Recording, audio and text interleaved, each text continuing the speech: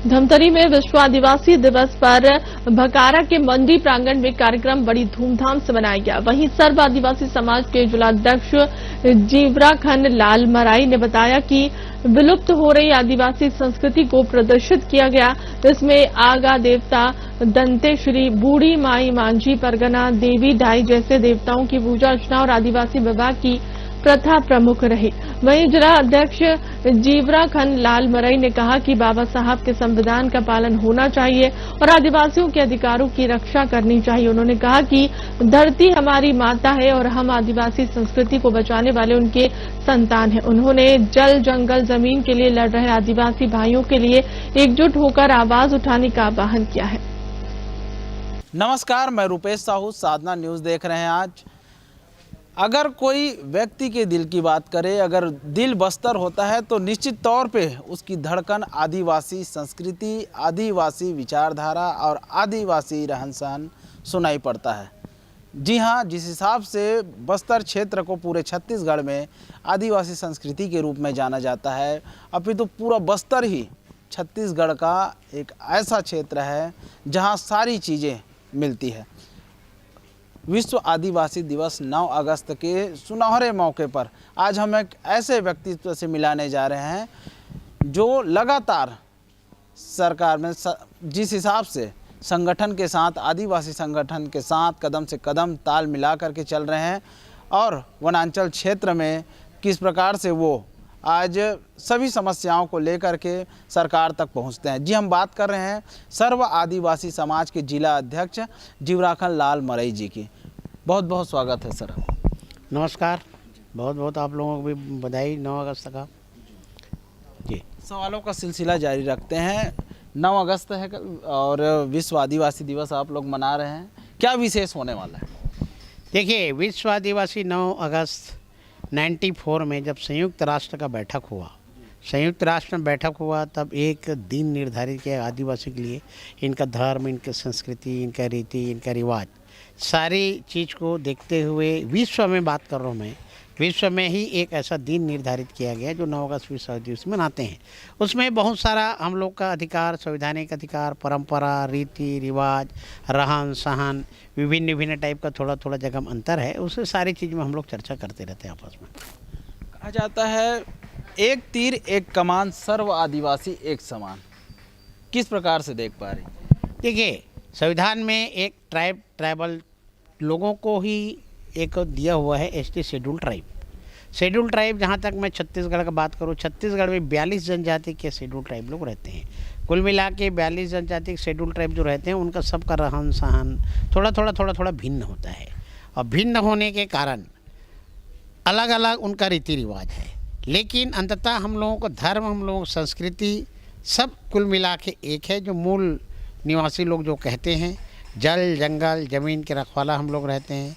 हमारा एक जो परंपरा है, हमारा जो एक संस्कार है, जैसा मृत्यु संस्कार, हमारा विवाह संस्कार, हमारा जह संस्कार जो रूढ़िजन परंपरा से अभी तक के मनाते आए हैं, वो अन्य समाजों से थोड़ा अलग है।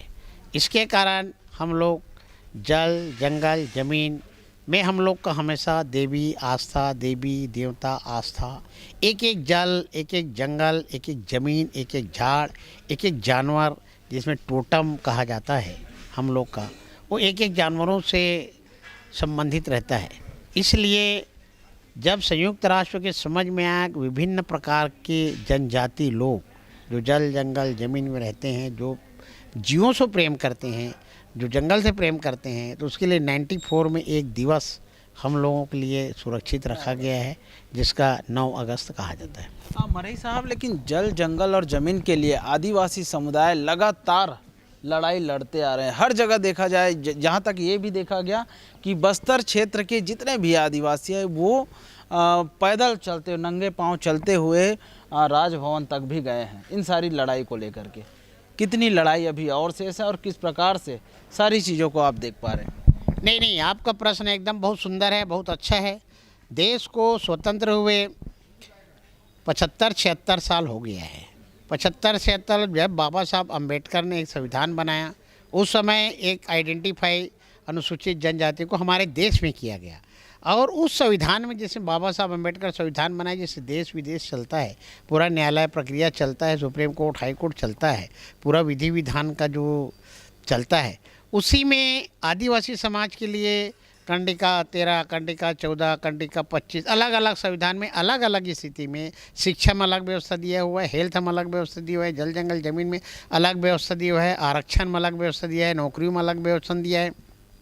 चाहे उसको राजनीतिक आरक्षण कहे, चाहे नौकरी का आरक्षण कहे, शासकीय सेवा का आरक्षण कहे, सभी आरक्षणों का वो संविधान में उल्लेख है। अब देश स्वतंत्र हो गया, 76 साल हो गया, 75-76 में देश स्वतंत्र होने के बाद भी वो अधिकार नहीं मिलना आदिवासी समाज को ये बहुत बड़ा दुर्भाग्य है। और जो 75-76 साल तक जो सरकार में राज किए हैं, उन लोगों को भी दुर्भाग्य है कि आज कभी इधर कभी उधर, कभी इधर कभी उधर करते गए। 1994 में एक उदारीकरण नीति भी आया हुआ था। 1994 एकदम परफेक्ट ध्यान नहीं आ रहा मेरे को, उदारीकरण नीति आया। उसी समय हमारे समाज के प्रमुख लोग, एक उदारीकरण आएगा तो उदारीकरण आएगा मतलब निजीकरण आएगा, निजीकरण आएगा तो मान के चलिए उसमें आरक्षण लागू नहीं होगा, सरकार के नियम कानून का तो लगा नहीं होगा। इसलिए एक पेशा कानून बनाया गया। जब सेंट्रल गवर्नमेंट ने पेशा कानून को मान्यता दिया, संसद में मान्यता दिया, एक नियम कानून बताया, लेकिन उसमें ये लिखा गया है कि पेशा कानून का पालन करने का या पालन करवाने का काम राज्य सरकार का है। तो राज्य सरकार को कराना चाहिए, क्योंकि सभी राज्यों का भौगोलिक स्थिति अलग अलग है। अगर सरकार की बात की आप, तो जिस हिसाब से अगर हम देखा जाए तो राष्ट्रपति भवन में भी महामहिम द्रौपदी मुर्मू जी राष्ट्रपति हैं। और अगर छत्तीसगढ़ प्रदेश में अगर बात करें अपन, तो विष्णुदेव साय जो आपके आदिवासी समुदाय से बिलोंग करते हैं। लेकिन आज किस प्रकार से आप लोग को और नाराज़गी रही है, कहीं कहीं क्या क्या ऐसी बात हो गई कि आदिवासी समुदाय जो है सरकार से, सत्ता से, सारी चीज़ों से नाराज़ चल रही है? देखिए साहब, आदिवासी समाज ना हमेशा व्यवस्था के खिलाफ लड़ा है। व्यक्तिगत का लड़ाई हम लोग का नहीं है, हमारा व्यवस्था का खिलाफ लड़ाई हम लोग लड़ते हैं। हमारा ये कहना है, जब संविधान में अधिकार दिया हुआ है तो अधिकार के हिसाब से आप लोग काम कीजिए। ये तो व्यवस्था है ना। देखो, मुख्यमंत्री मैं कहूँ माननीय विष्णुदेव साय जी है, मैं उसका बहुत आदर करता हूँ, सम्माननीय है, सीनियर आदमी है, लेकिन व्यक्तिगत वो आदिवासी समाज का है। लेकिन उसके पीछे क्या है? उसके पीछे तो भारतीय जनता पार्टी कोई संगठन है। द्रौपदी मुर्मू राष्ट्रपति बनी, महामहिम राष्ट्रपति है, उसका भी हम लोग बहुत सम्मान करते हैं। लेकिन वो किसी न किसी राजनीतिक दल से आने के बाद राष्ट्रपति बनी। तो व्यक्तिगत कोई आदमी, मैं ट्राइबल हूँ, ट्राइबल में जा रहा हूँ, ट्राइबल को इतना मैं कर लूँगा, ये कहना उतना, या उसके भरोसे इतना रहना, ये उतना उचित नहीं है। आदिवासी समाज को संगठित रहना पड़ेगा। संगठन में ही मजबूत है। जब आदिवासी समाज अपना संगठित होकर के अपने संवैधानिक अधिकार को ले लेगा, आरक्षण को ले लेगा, पेशा कानून को मनवा लेगा सरकार से। कार्यपालिक है ना भाई, सरकारी जो योजना बनाएगा उसमें लागू होगा। तो उसको सरकार किससे डरता है? सरकार एक संगठन से डरता है। संगठन जो बात करेगा उसके हिसाब से कहेंगे। अभी हम कहते हैं 32 विधायक हमारा चलेगा, 32 विधायक कोई राजनीतिक दल के है तो अपना राजनीतिक दल के हिसाब से बात करता है, लेकिन समाज तो अपना संवैधानिक अधिकार में बात करता है। एक जिस महत्वपूर्ण सवाल छन के आ रही है, आज भी बस्तर की जो जैव विविधता है वो लाल स्याही से लिखी जाती है, लेकिन आरोप अगर कहीं पड़ता है तो एक आदिवासी और अन्य समुदाय पर, ये इन सारी चीज़ों पर पड़ती आ रही है। आप लोग भी इन सारी चीज़ों का विरोध करते आ रहे हैं, कैसे देख पा रहे हैं? जैव विविधता का देखिए, जैव विविधता आप जोड़ेंगे तो जैव विविधता जल जंगल जमीन से आता है। वहाँ का जो बायोलॉजिकल सिस्टम है, बायोलॉजिकल सिस्टम है, जैसा अभी जल जंगल ज़मीन का बात किया, वही बायोलॉजिकल सिस्टम बनाता है। भारत माला रोड बन गया, उसमें हमारा कितना जंगल कट गया। जैव विविधता का तो हमारा देवी देवता गया है। जैसा बैलाडी का बस्तर का बात करें, बैलाडीला एक बहुत बड़ा पहाड़ है जिसमें आदिवासी समाज का देवी देवताएँ सब विराजमान हैं।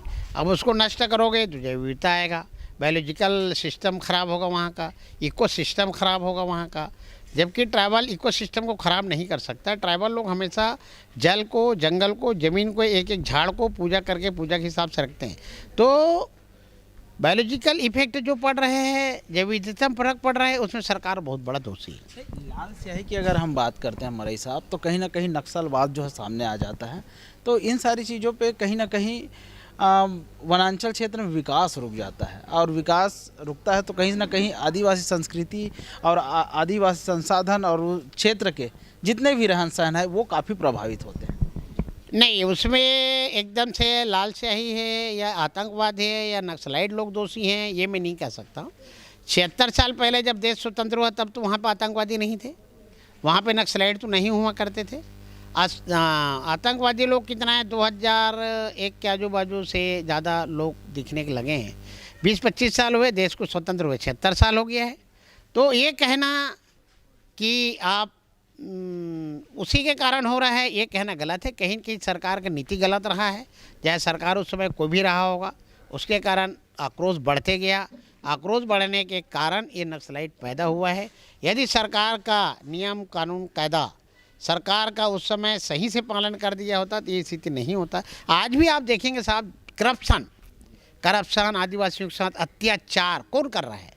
जब अत्याचार और करप्शन, उनका मौलिक अधिकार को नहीं मिलना, ये जब चरम सीमा में पहुंच गया तब कहीं कहीं जाके नक्सलाइट बने, नक्सलाइट पैदा हुआ।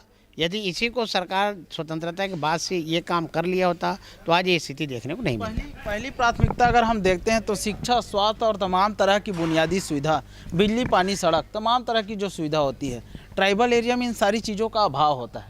जिस हिसाब से आज वनवासी भाई लोग और आदिवासी भाई लोग जिस हिसाब से झरिया पानी पीकर भी अपना जीवन यापन कर रहे हैं, निश्चित तौर पर ये एक लड़ाई और एक लड़ाई आप लोग लड़ते आ रहे हैं। आप सर्व आदिवासी समाज के जिला अध्यक्ष हैं, क्या प्रयास आगे रहेगी और किस प्रकार से इन चीज़ों पे आपके समाज द्वारा मंथन किया जा रहा है? नहीं, मैंने इस प्रश्न का आपको बहुत सुंदर जवाब दिया। जब देश 75-76 साल स्वतंत्र हुआ, जब हमारे आदिवासी भाइयों को, जल जंगल में रहने वालों को मूलभूत सुविधा अस्पताल का सुविधा है, स्कूल का सुविधा है, सड़क का सुविधा है, पुल पुलियों का सुविधा है, ये सब नहीं दे पाए 76 साल में, तो कैसे उम्मीद करेंगे? आज की तारीख में मैं बात नहीं कर रहा था आपसे, अब पीएससी की एग्ज़ाम कहीं से आ रहा है। अब ये जो बस्तर हमारा जो सुकमा, दंतेवाड़ा, जीदा, गीदम रोड में जो अध्ययन बच्चे हैं, वो अध्ययन को आप डीएसपी या भिलाई के स्कूल के साथ कंपटीशन कराओगे तो संसाधन में फ़र्क पड़ेगा, सुविधा में फ़र्क पड़ेगा, सोच में फ़र्क पड़ेगा। ये बहुत सारा फैक्टर है। ट्रैवलों का ख़त्म करने का बहुत बड़ा सरकार का सोची समझी चाल भी लगता है कभी कभी मेरे को। सरकार कोई भी रहे, मैं किसी सरकार का निंदा नहीं कर रहा हूँ, इसीलिए मैं बोला व्यवस्था जो ट्राइबल को संसाधन मिलना चाहिए, संवैधानिक अधिकार मिलना चाहिए, वो आज तक नहीं मिला है। इसीलिए आदिवासी समाज हमेशा संघर्ष करते रहता है कि उनका जल जंगल जमीन बचे रहे, उनका संविधान अधिकार उसको मिलते रहे। 9 अगस्त विश्व आदिवासी दिवस के तौर पे भखारा में आप लोग बड़ी धूमधाम से मना रहे हैं, काफ़ी तैयारियां भी हम देख रहे हैं। क्या और विशेष प्रकार की यहाँ चीज़ें रहेंगी? जिस हिसाब से लगातार तो देखते आ रहे हैं आप लोग के द्वारा काफ़ी मेहनत किया जाता है और संस्कृति को जगाने के लिए जिस हिसाब से प्रयास है, निश्चित तौर पे सराहनीय है जी। आज 9 अगस्त विश्व आदिवासी दिवस जिला स्तरीय कार्यक्रम है। ये हम लोगों का 2012 से चालू हुआ था। आज हमारा यहाँ पे लगभग 1 हफ्ते से युवा प्रभाग कंटिन्यू तैयारी में लगा हुआ है। यहाँ पे मुख्य उद्देश्य हम लोगों का रहता है हमारा धर्म, हमारा संस्कृति, हमारा रीति, हमारा रिवाज, हमारा संस्कार कैसे रहेगा, कैसे बचा सकते हैं, आने वाले जनरेशन को हम इसको और कैसे अवगत करा सकते हैं, कैसे दिखा सकते हैं। इसीलिए हम लोग का देवगुड़िक व्यवस्था, आंगा देव व्यवस्था और जो परंपरा हम लोगों का रहा है, शादी बर ब्याह संग्रहालय से हमारे 1 हफ्ते जो राइट साइड दिख रहा है देव स्थल बन रहा है, वहाँ हमारा बच्चा 1 हफ्ते से लगातार उसमें तैयारी कर रहा है। मतलब मिनी संग्रहालय बनाया जा रहा है जिसमें आदिवासी समाज का जन्म से लेकर के मृत्यु तक जितने टाइप का उनको संस्कार होता है, जितने टाइप का उसका संस्कृति होता है, वो सारी चीज़ को उसमें उड़ेलने का हम लोग प्रयास कर रहे हैं। चाहे कि चूँकि भखारा एक मैदानी क्षेत्र है, मैदानी क्षेत्र में ट्राइबलों का, आदिवासियों समाज का थोड़ा जनसंख्या कम होता है और वो लोग ज़्यादा समझ नहीं पाते संस्कृति को। उसके कारण मैदानी क्षेत्र में सबको बुला करके हम लोग उनको सिखाने का, जानकारी देने का, पढ़ने लिखने का एक मौका देंगे, इसलिए हम लोग यहाँ प्रयास कर रहे हैं। बहुत बहुत धन्यवाद। तो आप सुन रहे थे जीवराखन लाल मरई जी को, जो सर्व आदिवासी समाज के धमतरी जिला के जिला अध्यक्ष हैं। बता रहे थे कि आदिवासी संस्कृति को सहेजने के लिए, उसको दिखाने के लिए किस प्रकार से होता है और समुदाय को बांधे रखने के लिए ये आयोजन लगातार हर वर्ष 9 अगस्त को मनाया जाता है और जल जंगल ज़मीन के लिए तो लगातार लड़ ही रहे हैं। सरकार से भी काफ़ी चीज़ों के लिए दरख्वास्त किए हैं। कैमरामैन महेश के साथ रुपेश साहू, साधना न्यूज़ धमतरी।